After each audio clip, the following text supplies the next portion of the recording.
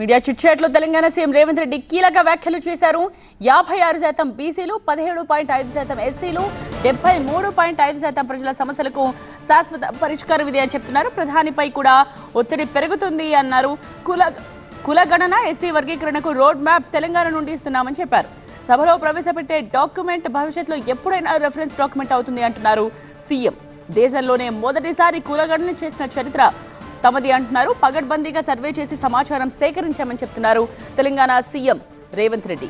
SC వర్గీకరణ విషయంలో supreme court తీర్పు, మంత్రివర్గ ఉపసంఘం, ఏకసభ్య కమిషన్ సిఫార్సుల ప్రకారం వెళ్తామని చెప్పారు. ప్రధాన ప్రతిపక్షానికి బాధ్యత, చిత్తశుద్ధి లేదు అన్నారు.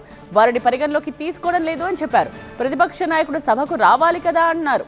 రాజకీయం కోసం చేయడం లేదు. ఈ డాక్యుమెంట్ ను డెడికేటెడ్ కమిషన్ తీసుకుంటుంది అని అన్నారు. కమిషన్ తగిన నిర్ణయం తీసుకుంటుందని చెప్పారు.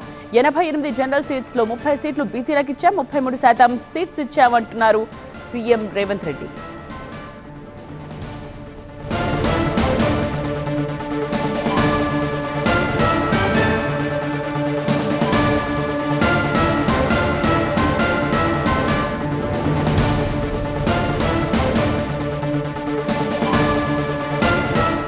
సమగ్ర కులగణన నివేదికకు తెలంగాణ మంత్రివర్గం ఆమోదం తెలిపింది. అయితే మీడియా చిట్చాట్లో కొన్ని కీలక వ్యాఖ్యలు చేశారు సీఎం రేవంత్ రెడ్డి. దానికి సంబంధించిన బ్రేకింగ్ న్యూస్ మనం చూస్తూ ఉన్నాం.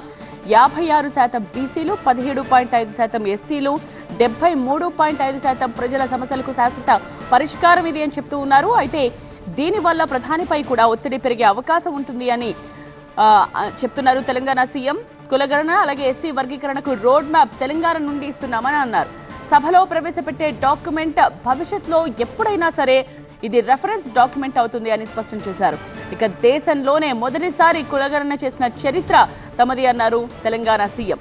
పగడ్బందీగా సర్వే చేసి సమాచారాన్ని సేకరించామని చెప్పారు. ఎస్సీ వర్గీకరణ విషయంలో సుప్రీంకోర్టు తీర్పు, మంత్రివర్గ ఉపసంఘం, ఏకసభ్య కమిషన్ సిఫార్సుల ప్రకారం వెళతామని స్పష్టం చేశారు. ఇక ప్రధాన ప్రతిపక్షంపై కూడా విరుచుకుపడ్డారు. ఈ సందర్భంగా ప్రధాన ప్రతిపక్షానికి బాధ్యత, చిత్తశుద్ధి లేదు అన్నారు సీఎం. వారిని పరిగణలోకి తీసుకోవడం లేదు అని చెప్పారు. ప్రతిపక్ష నాయకుడు సభకు రావాలి కదా అన్నారు. రాజకీయం కోసం చేయడం లేదు. ఈ డాక్యుమెంట్ ను డెడికేటెడ్ కమిషన్ తీసుకుంటుంది అని స్పష్టం చేశారు సీఎం. కమిషన్ తగిన నిర్ణయం తీసుకుంటుంది అని చెప్పారు.